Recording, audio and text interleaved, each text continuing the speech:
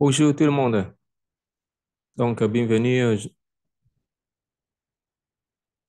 Le topic aujourd'hui, c'est l'utilisation par ces entreprises des courts extraits d'une durée de 30 à 90 secondes des œuvres musicales que les consommateurs peuvent consulter gratuitement pour le guider avant l'achat a été construit une violation de droit d'auteur ou non?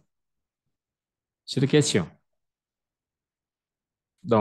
Si vous pouvez répondre aux questions, c'est super, hein. C'est très bien.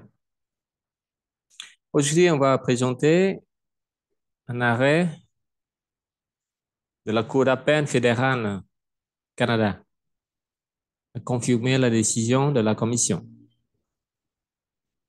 Dans l'arrêt, Société canadienne des auteurs, compositeurs et éditeurs de musique, qui s'appelle Entertainment Software Association, la Cour suprême du Canada s'est prononcée quant à l'obligation de verser une redevance pour la mise à disposition du public d'une œuvre sur un serveur en vue de sa diffusion ou son téléchargement ultérieur. Décision de la Commission.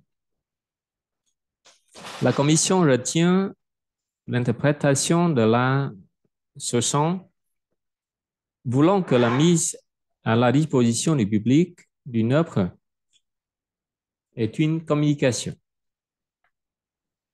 Selon cette interprétation, deux redevances sont ainsi dues lorsqu'une œuvre est publiée en ligne. Cette décision de la Commission reposait en grande partie sur son interprétation de l'article 8 du traité selon laquelle l'acte de mise à la disposition d'une œuvre nécessite une protection distincte des États membres, justifiant une rémunération. Arrêt de la Cour d'appel fédérale. Alors que les créations artistiques de l'intelligence artificielle se multiplient et qu'un nouveau marché de l'art visuel numérique émergent, propulsé par l'engouement pour les plateformes des sons NFT. L'important le principe de neutralité technologique devient une pierre angulaire pour comprendre les droits d'auteur qui sont attachés à ces nouveaux objets numériques et aux transactions qui les concernent. Fort heureusement, les questions relatives à la musique numérique, à son partage et sa diffusion ont pavé la vie en permettant. Ici, c'est le contenu de l'arrêt.